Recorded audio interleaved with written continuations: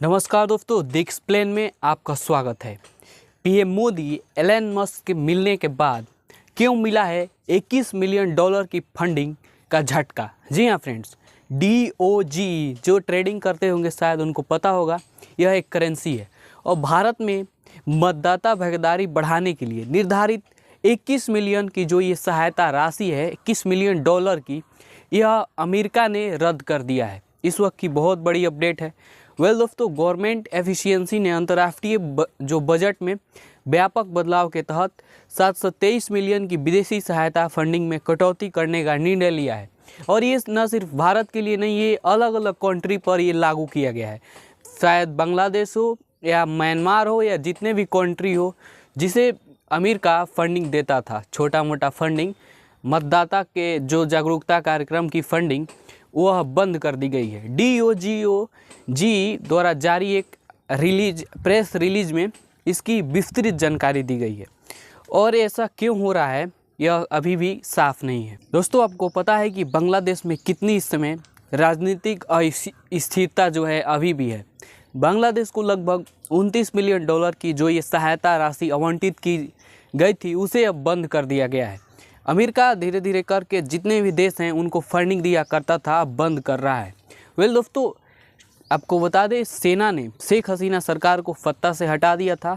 वर्तमान में वहाँ पे मोहम्मद यूनुस की सरकार है, अंतरिम सरकार कार्यरत है, लेकिन जो ये राजनीतिक स्थिरता है वहाँ पे अभी भी बहाल नहीं हुई है। अंतर्राष्ट्रीय सहायता की जब बात आती है, जब प्राथमिकताओं की बात आती है, तो इसमें अमेरिका अपने आप को सर्वश्रेष्ठ दिखाता है। विदेशी सहायता की बात आती हो, लेकिन जब फंडिंग की बात आती हो तो किसी को देने के लिए तैयार नहीं होता है और किसी को देता भी है तो उसका जो खनिज संपदा है उसका गबन करने का प्रयास करता है। दोस्तों, लेकिन ये कटौती की जो ये दिशा में बड़ा कदम उठाया गया है, इसका इतना बड़ा निर्णय क्यों लिया गया?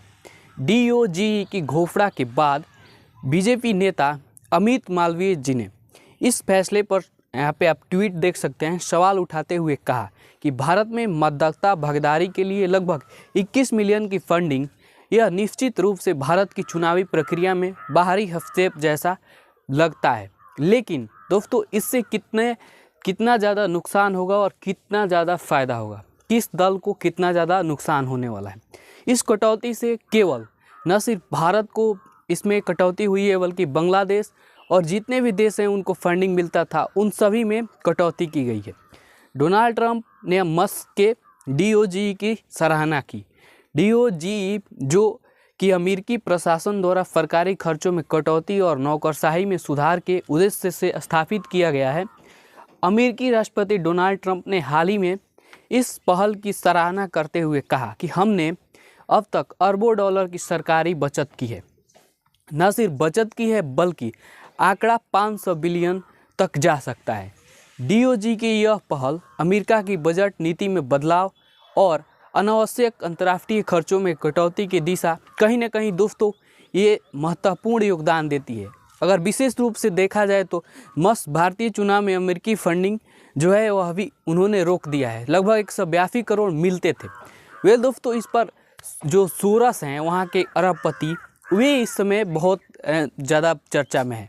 कहीं सोरस का ये चाल तो नहीं? DOGE ने एक लिस्ट जारी किया है, इसमें डिपार्टमेंट की तरफ से 15 तरह के प्रोग्राम्स की फंडिंग रद्द कर दी गई है। इसमें एक प्रोग्राम दुनिया भर में चुनाव प्रक्रिया को मजबूत बनाने के लिए भी है, जिसका फंड लगभग 4200 करोड़ रुपए है। अमेरिका अपने आप को दुनिया का सबसे बड़ा लोकतांत्रिक देश बताता है, लेकिन अब फंडिंग भी रोक रहा है। लोगों को प्रोत्साहन देता था कि आप अपने देश में जागरूकता लाइए, मतदाता जागरूकता लाइए, उसके लिए हम फंडिंग आपको दे रहे हैं। लेकिन दोस्तों, हुआ क्या है कि यहाँ पे अब अमेरिका खुद ही फंडिंग रोक रहा है, बोल रहा है अब कोई फंडिंग नहीं, आप लोग खुद से ये जो फंडिंग है लीजिए और अपने देश में मतदान कराइए। दोस्तों, जो ये अमेरिका पैसा देता था, इसका इस्तेमाल अलग अलग देशों में चुनावी प्रक्रिया को कराने के लिए किया जाता था। जो सोरस पर भारत में चुनाव प्रक्रिया में दखल देने का आरोप लगाया जा रहा है। लेकिन DOGE ने एक पोस्ट किया, अमेरिकी टैक्स पेयर्स के पैसे पर होने वाले सभी खर्चे रद्द। जी हाँ फ्रेंड्स, बांग्लादेश को मिलने वाली फंडिंग तो बंदे हो गई है, लेकिन इसके साथ जितने भी कंट्री हैं, अमेरिका उनको ये कहता था कि आप अपने देश में मतदाता जागरूकता लाइए, उनको फंडिंग करता था। और ये जो माहौल है ये बहुत ख़तरनाक लेवल पर है। अब जब फंडिंग रोकी गई है तो जाहिर सी बात है जो देश उन्हीं के पैसे से जो ये प्रक्रिया करते थे उनको दिक्कत होगा। अमेरिका के एक डीप स्टेट के संदिग्ध जो है वो माना जाता है, क्योंकि अलग अलग मुद्दे पर अलग अलग तरह की यहाँ पे कंट्रोवर्सी होती रहती है। अमेरिका का हाथ है या किसी और देश का इसको रोकने में? शायद अमेरिका का ही हाथ है और किसी दूसरे व्यक्ति का हाथ भी हो सकता है। इसमें हमारे डीप स्टेट का कोई रोल नहीं। अमेरिका का यह कहना है ऐसी बात है जिस पर भारतीय पीएम लंबे समय से काम कर रहे हैं। वेल दोस्तों, मतलब सब कुछ हो, बांग्लादेश का मुद्दा हो या किसी दूसरे देश का, जब अमेरिका फंडिंग रोकता है पूरी देश का जितने भी कंट्री को देता है एक बार पूरा फंडिंग रोक दे जाता है। और ये तब होता है जब पीएम मोदी अमेरिका के दौरे से भारत आए हैं। और इसके बाद पीएम मोदी और ट्रम्प की मुलाकात वहाँ पे भयंकर तरीके से हुई थी, ये सबको पता है। पहले फ्रांस का दौरा, फिर अमेरिका का दौरा।